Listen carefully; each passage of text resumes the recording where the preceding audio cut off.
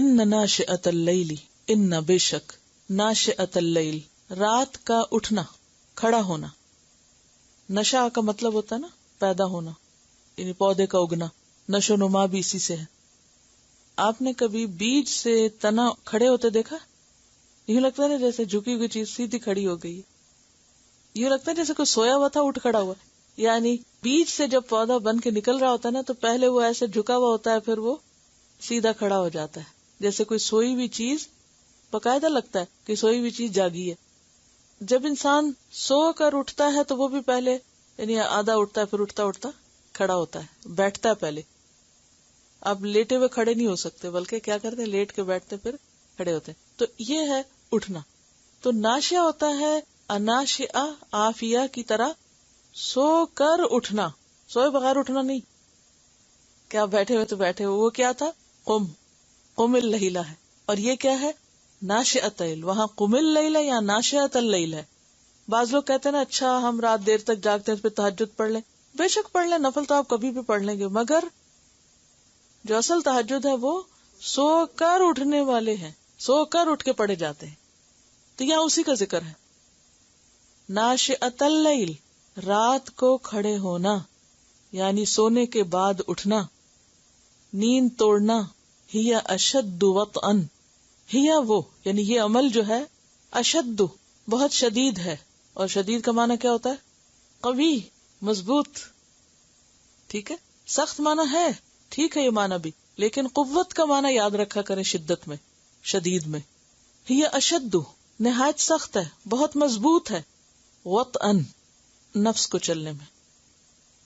وطئن کا لفظ جو ہے وطأ کا معنی ہوتا ہے کسی چیز کو پاؤں کے نیچے روندنا، اور وطئن کا معنی تکلیف، مشقت، دشواری.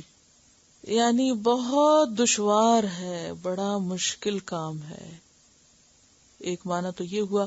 اور پھر وطأ کا معنی پاؤں کے نیچے روندنا اگر ہوا تو اس سے مراد کیا ہے کہ کچلنے کے اعتبار سے. لیکن کس کو کچلنا ہے یہاں، اپنے آپ کو. نفس کشی کے اعتبار سے، اپنے نفس کو سیدھا کرنے کے اعتبار سے بہت مفید نسخہ ہے، کیونکہ اس وقت سارے کام نفس کے خلاف ہوتے. سب سے پہلے تو اٹھنا، آنکھیں کھولنا، اور پھر گرم بستر چھوڑنا، پھر وضو کرنا، اور پھر قیام کرنا. کہاں لیٹے ہوئے تھے اور اب آپ کھڑے ہیں. اور پھر سارے ہی سو رہے ہوں تو اس وقت اٹھنا، اور پھر قرآن بھی پڑھنا، اور پھر کھڑے ہو کر پڑھنا، اور پھر رتل القرآن ترتیلا کرنا، سمجھنا بھی اور خوبصورت آواز بھی اور صحیح پڑھنا بھی، اور پھر جہاں جیسی آیات ہیں اس کے مطابق پڑھنا. یہ واقعی نفس کی اصلاح کا بہترین نسخہ ہے، کارگر، مؤثر ترین، مجرب نسخہ ہے.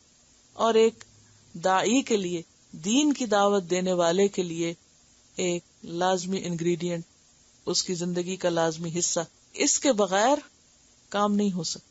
جب آپ کا اپنا ہی اللہ سے تعلق کچا ہے، آپ لوگوں کو کہاں سے جوڑنے چلیں؟ اگر آپ خود اللہ سے مضبوط تعلق رکھتے ہیں قرآن کے ذریعے، نماز کے ذریعے، تو لوگوں کو بھی اللہ سے جوڑ لیں گے. اور اگر آپ کی اپنی زندگی میں نہیں تو پھر باتیں جو ہیں وہ ہلکی ہو جاتی ہیں، پھر اوپر رہتی. تو ان ناشئۃ اللیل ہی اشد وطئا. اور وطئن کا لفظ اگر معاطات سے ہو یعنی با مفعلہ سے، تو اس کا معنی ہوتا ہے کان اور دل کی موافقت، یعنی جو انسان بول کے سن رہا ہو وہ دل میں بھی جا رہا ہو. تو رات کا وقت جو ہے، اور رات کو جب انسان سو کے اٹھتا ہے اور صبح فریش ہوتا ہے اگر ٹائم پر سویا ہو، اس وقت دماغ جتنا تازہ ہوتا ہے اور اس میں جو قرآن سنا جاتا ہے اور جو پڑھا جاتا ہے وہ پھر دل پر بہت اچھی طرح اترتا ہے اور نفس کی اصلاح کے لیے بہت فائدہ مند ہوتا ہے. یعنی قرآن سمجھنے کا بہترین وقت ہے اور اپنے اندر جذب کرنے کا خاص طور پر. وَأَقْوَمُ قِيلًا، اور زیادہ سیدھا، اقوام قائم سے ہے نا، اور زیادہ سیدھا، قیلا قول کے اعتبار سے. یعنی انسان کو جب خود اچھی سمجھ آتی ہے تو پھر اسے دوسرے کو بات سمجھانا بھی آسان ہو جاتا ہے، بات میں بھی مضبوطی آتی ہے، کیونکہ کلیئر انڈرسٹینڈنگ ہوتی ہے انسان کی اپنی. اگر آپ کی اپنی انڈرسٹینڈنگ واضح ہے تو پھر جب آپ بتا رہے ہیں تو وہ بھی کیا ہوگا، بہت درست ہوگا. کیونکہ بتاتے ہوئے عام طور پر یہ ہوتا ہے نا، پتہ نہیں میں ٹھیک بتا رہا ہوں یا نہیں بتا رہا، اور صحیح ہے کہ نہیں ہے. تو یہ کانفیڈنس کہاں سے ملتا ہے؟ تہجد کی نماز سے ملتا ہے. اور پھر آپ دیکھیے کہ قیلا کا لفظ جو ہے، چونکہ قیل قول کے لیے آتا ہے، بات کے لیے، تو بات میں پھر سب سے پہلے تو اس سے انسان کا اپنا بولنا بھی مراد ہے اور قرآن بھی مراد ہے، یعنی اللہ کا قول. یعنی قرآن سمجھنے میں، قرآن میں غور و فکر کے لیے بہت ہی مناسب طریقہ ہے. اور یہ ایک حقیقت ہے، اگر آپ روز کا سبق صبح تہجد میں ترتیل کے ساتھ پڑھیں، آپ دیکھیں گے کیسے معنی سمجھ آتے ہیں. اور جو فریش مائنڈ ہوتا ہے نا انسان کا، ایسے ایسے اور آئیڈیاز آ رہے ہوتے ہیں کہ جو دن کے جمیلوں میں نہیں آتے. یعنی اس وقت گہرے قسم کے خیالات آتے ہیں، کیونکہ سکون ہوتا ہے نا، یکسوئی ہوتی ہے. تو تھوڑا سا انسان اپنی عادات کی اصلاح کر لے، ذرا جلدی سونے کی فکر کرے تو نیند بھی پوری ہو جاتی ہے اور اٹھنا بھی آسان ہے. ان ناشئۃ اللیل ہی اشد وطئا واقوم قیلا. اور پھر آپ دیکھیے کہ رات کے وقت جو دعائیں قبول ہوتی ہیں اور اللہ کا قرب جو نصیب ہوتا ہے، حدیث میں آتا ہے جب رات کا تیسرا حصہ رہ جاتا ہے تو ہمارا پروردگار پہلے آسمان پر اجلال فرماتا ہے اور فرماتا ہے کون ہے جو مجھ سے دعا مانگ رہا ہے کہ میں اس کی دعا قبول کر لوں، کون ہے جو مجھ سے سوال کر رہا ہے میں اس کو دوں، کون ہے جو گناہوں کی معافی چاہتا ہے میں اس کو معاف کر دوں، بخش دوں. اللہ تعالیٰ خود پکارتے، اللہ تعالیٰ متوجہ ہے آپ کی طرف. اس وقت تڑپ کر اٹھے، ترس کر اٹھے اور خوب مانگے. وَبِالْأَسْحَارِ هُمْ يَسْتَغْفِرُونَ. سحری کی استغفار خاص طور پر بہترین دعا ہے. اور یہ حقیقت ہے کہ رات کو سو کے تہجد کے وقت جاگنا جو ہے یہ صرف اللہ ہی کے لیے ہو سکتا ہے. یعنی اللہ ہی کے لیے بندہ اٹھتا ہے، ورنہ کسی بھی کام کے لیے اٹھے تو اس کے لیے رات کے پچھلے پہر میں مزے کی نیند آ رہی ہوتی ہے، تو انسان کے لیے اٹھنا مشکل ہوتا ہے. بغوی کی ایک روایت میں آتا ہے کہ 3 آدمیوں کو دیکھ کر اللہ تعالیٰ ہنستا ہے، یعنی خوش ہوتا ہے. رات کو تہجد پڑھنے والا، نمبر 2 نماز کے لیے صفیں باندھنے والے یعنی درست صف کرنے والے، اور نمبر 3 میدان جنگ میں اپنی صفوں کو درست کرنے والے. نماز میں جو ڈسپلن ہے اور جنگ کے وقت جو ترتیب اور ڈسپلن ہے وہ اللہ کو بہت پسند ہے. اسی لیے آپ دیکھیں کہ 2 وقت کی دعا رد ہی نہیں کی جاتی. ایک جب تکبیر ہوتی ہے اور نماز کے لیے صفیں بن جاتی ہیں، اور دوسرے جو مجاہد فی سبیل اللہ صف میں کھڑے ہوتے ہیں، اس وقت کی دعا رد نہیں ہوتی. یعنی اللہ تعالیٰ بندے سے بہت راضی ہوتا ہے اس وقت. ترمذی کی روایت میں آتا ہے سب سے زیادہ بندہ رب کا قرب رات کے آخری حصے میں حاصل کرتا ہے. بندے کو سب سے زیادہ اللہ کا قرب رات کے آخری حصے میں حاصل ہوتا ہے. اگر تم سے ہو سکے تو اس وقت اللہ کی یاد کرنے والوں میں سے ہو جاؤ تو ہو جاؤ. یعنی اگر یہ ہو سکے تو تم ایسا ضرور کرو. یہ حدیث کے الفاظ ہے، ترمذی کی روایت. اور ایک حقیقت ہے کہ قرآن سینے میں نہیں جمتا، یاد نہیں رہتا، صحیح طور پر سمجھ نہیں آتا جب تک رات کو قیام کی حالت میں نہ پڑھا جائے. چاہے تھوڑا پڑھیں، ضروری نہیں کہ آپ 8 رکعت ہی پڑھیں. اگر 2 بھی پڑھ لینا، 2 بھی، تو آپ قیام اللیل کے ثواب کے حقدار ہو جائیں گے. کیونکہ آغاز میں خاص طور پر انسان میں اتنا سٹیمنا نہیں ہوتا، تو زیادہ نہ بھی کر سکے تو 2 رکعت پڑھنے والا بھی، وہ کہتے ہیں نا انگلی کٹا کے شہیدوں میں شامل ہے، تو وہ ان میں شامل ہو جائیں گے. ان ناشئۃ اللیل ہی اشد وطئا واقوم قیلا ان لک فی النہار سبحا طویلا. ان لک بے شک آپ کے لیے، فی النہار دن کے اوقات میں، سبحا مشغولیت ہے، مصروفیت ہے، طویلا طویل لمبے چوڑے کام ہیں، بہت سے کام ہیں. ان کاموں میں پھر قرآن پہ غور و فکر کرنا مشکل ہے، تو اس کے لیے رات کا وقت زیادہ مناسب ہے. یہ جو سبح کا لفظ ہے نا، سبح کہتے ہیں پرندے کا ہوا میں تیرنا یا مچھلی کا پانی میں تیرنا، اور پانی اور ہوا کے تیزی سے گزرنے کے لیے بھی آتا ہے. فرس سابح کہتے ہیں تیز رفتار گھوڑا. میں نے شعر ایک دفعہ آپ کو سنایا تھا، اعز مکان فی الدنا سرج سابح، یاد ہے؟ سب سے عزت والی جگہ، اعز مکان فی الدنا، دنیا میں، سرج سابح تیز رفتار گھوڑے کی کاٹھی ہے یا اس کے اوپر بیٹھنا ہے. یعنی سب سے بیسٹ سیٹ وہ سیٹ کیوں کہا گئی؟ کہ سب سے عزت والی جگہ ہے وہ. جہاد فی سبیل اللہ کے لیے اس دور میں گھوڑے استعمال ہوتے تھے، یعنی اللہ کے راستے میں نکلنے کے لیے.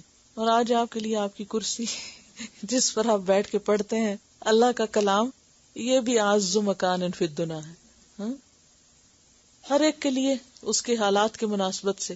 اور اصل میں بات یہ ہے کہ جن جگہوں پر، جس مقام پر بیٹھ کر کوئی اللہ کا ذکر کرتا ہے اور ان جگہوں کو اللہ کے ذکر کے لیے خاص کر لیا جاتا ہے، جیسے مساجد ہیں، کل ان کے بارے میں پڑھا، تو ان جگہوں کی بھی اور ان چیزوں کی بھی اپنی ایک ویلیو ہو جاتی ہے، ان کے ساتھ بھی ایک خاص قسم کی اٹیچمنٹ ہو جاتی ہے. اور اس شعر کا دوسرا حصہ ہے وہ خیر جلیس فی الزمان کتاب، اور بہترین دوست زمانے میں کتاب ہے. یعنی ایک طرف اللہ کے راستے میں نکلنا اور دوسری طرف علم حاصل کرنا. ان لک فی النہار سبحا طویلا، آپ کے لیے دن میں طویل مشغولیت ہے. اور اگر سبحن کو تسبیح کے معنی میں لیں تو مراد یہ ہے کہ دن میں طویل اوقات میں آپ تسبیح کر سکتے ہیں. یعنی ذکر تسبیح پڑھنا جو ہے یا تسبیح کرنا وہ تو دن میں بھی ہو سکتا ہے، لیکن رات کے لیے کون سی عبادت بہترین ہے؟ قرآن کی تلاوت، قرآن پڑھنا. تسبیح تو آپ چلتے پھرتے اٹھتے بیٹھتے کسی وقت بھی کر سکتے ہیں. وَاذْكُرِ اسْمَ رَبِّكَ، اور ذکر کرو اپنے رب کا نام، یاد کرو اپنے رب کا نام، یعنی ذکر کرتے رہو. وَتَبَتَّلْ إِلَيْهِ تَبْتِيلًا، اور منقطع ہو جاؤ اس کی طرف سب سے کٹ کر منقطع ہونا. سب سے منقطع ہو کر اس سے تعلق قائم کر لو، اس کی طرف مائل ہو جاؤ. اس کا یہ مطلب نہیں کہ لوگوں سے ملنا جلنا چھوڑ دو، یہ نہیں کہا جا رہا. اس کا مطلب یہ ہے کہ جب عبادت کے لمحات ہوں، اللہ کے ذکر کا وقت ہو، تو پھر لوگوں سے اجنبی ہو جاؤ، پوری یکسوئی سے عبادت کرو. اللہ سے تعلق مخلوق کے تعلق پر غالب ہو. یعنی جب ہمارا بندوں کے ساتھ معاملہ ہو رہا ہو تو اس وقت بھی ہمارے دل میں اللہ کی یاد ہو، لیکن جب ہم اللہ کو یاد کر رہے ہوں، قرآن پڑھ رہے ہوں، تو پھر کیا کریں؟ دنیا کی باتیں اور یادیں ایک طرف رکھ دیں. ہم میں سے کتنے جو یہ کر سکتے کہ رات کو نماز پڑھتے وقت دنیا کی باتیں نہ سوچیں. یہ ہے تبتل الیہ تبتیلا. یا یہ نہیں کہا گیا کہ آپ دنیا چھوڑ دیں، تارک دنیا فقیر بن جائیں اور نہ شادی کریں اور نہ یہ دنیا کا کوئی کام نہیں. وہ تو حدیث میں واضح طور پر آتا ہے، ان لنفسک علیک حق، ان لاہلک علیک حق، وان لضیفک علیک حق. وہ تو انسانوں سے تو میل ملاقات، ضروریات زندگی سب ہوتی رہیں گی، لیکن تبتل الیہ تبتیلا کیا ہے کہ جب اللہ کی عبادت کے لیے، جیسے تہجد کی نماز میں یا اور اسی طرح جو خاص عبادات ہیں، ان میں اللہ کی طرف جو متوجہ ہو، ہر چیز سے ڈیٹیچ کر لو اپنے آپ، اور اللہ کی محبت ہر محبت پر غالب آ جائے، اللہ سے تعلق ہر تعلق پر چھا جائے. اور بطلا کا لفظ ہے نا، تبتل کا لفظ، یہ بھی باب تفاعل ہے. بطلا کہتے ہیں کسی چیز کو کاٹ کر کسی سے جدا کرنا، کسی چیز کو کاٹ کے دوسرے سے الگ کرنا، یعنی اپنے آپ کو لوگوں سے، بندوں سے کاٹ کر، ہٹا کر الگ اللہ کی عبادت کے لیے خالص ہو جاؤ. یعنی خاص طور پہ تہجد کے وقت یہ ممکن ہے نا کہ آپ بچے، شوہر اور سب کو چھوڑ کر، کوئی ٹیلی فون نہیں اس وقت، کوئی کمپیوٹر نہیں کھلا، کچھ انٹرپشن نہیں، کیونکہ سب کو پتہ ہے لوگ سو رہے ہیں، ڈسٹربنس نہیں ہوتی. تو اس وقت کیا کریں؟ پھر جب آپ مصلی پہ کھڑے ہوں یا قرآن کھولیں، پھر ادھر ہی دھیان ہو، پھر اور باتیں چھوڑ دیں ادھر ادھر، اپنے آپ کو کاٹ کر فوکس کریں. یعنی یہ انتہائی ضروری ہے کہ انسان کی زندگی میں اس کے اپنے لیے اور اپنے اور اللہ کے بیچ میں ایسے اوقات اور لمحات ہو کہ جب کوئی اور تیسرا نہ ہو وہاں. یہ بہت ضروری ہے، کیونکہ اسی سے آپ کو قوت ملتی ہے، اسی سے آپ کو اللہ کے ساتھ ایک مضبوط تعلق ملتا ہے. اور اگر اس وقت بھی اور باتیں آپ سوچ رہے ہیں تو پھر آپ کہیں بھی یکسو نہیں ہو سکتے. اور پھر کہوں گی جدید ریسرچ کے مطابق، معلوم نہیں صحیح ہے یا غلط ہے، لیکن ریسنٹلی پھر میں نے پڑھا ہے کہ خواتین کا جو دماغ وہ ملٹی ڈائمینشنل ہوتا ہے، وہ ایک جگہ پر فوکس نہیں کر سکتا، وہ ایک وقت میں بیک وقت کئی باتیں اس کے اندر چل رہی ہوتی ہیں. لیکن مرد جو ہے وہ ایک وقت میں جب ایک کام کرتے تو وہ اس کے اندر فوکس کرتے ہیں. ان کے لیے ڈسٹریکشن کے اتنے مسائل نہیں ہیں جتنی خواتین کو فطری اعتبار سے بھی ہے، کیونکہ وہ اس کا بھی سوچ رہے ہیں، اس کا بھی، اس کا بھی، اس کا بھی. بعض اوقات ایسا ہوتا ہے کہ جیسے انسان پڑھ رہا ہوتا ہے نا، ادھر سے پڑھ رہا ہے، ادھر سے سن رہا ہے، ادھر سے کچھ کر رہا ہے، ادھر سے 4-5 کام ایک وقت میں چل رہے تھے نا. آپ لوگ سبق یاد کرتے ہوں گے، دیکھا ہی ہوگا. کتابوں کے علاوہ 4-5 مختلف قسم کے کام بھی چل رہے ہوتے.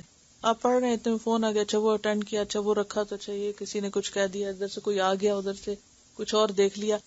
تو یہ ایک نعمت بھی ہے الحمدللہ کہ دن کے اوقات میں اس سے بہت فائدہ بھی ہو جاتا ہے کہ ساتھ ساتھ مینج کر لیتا ہے انسان. لیکن رات کے اوقات میں اس عادت سے چھٹکارا کر لیں. وَاذْكُرِ اسْمَ رَبِّكَ وَتَبَتَّلْ إِلَيْهِ تَبْتِيلًا.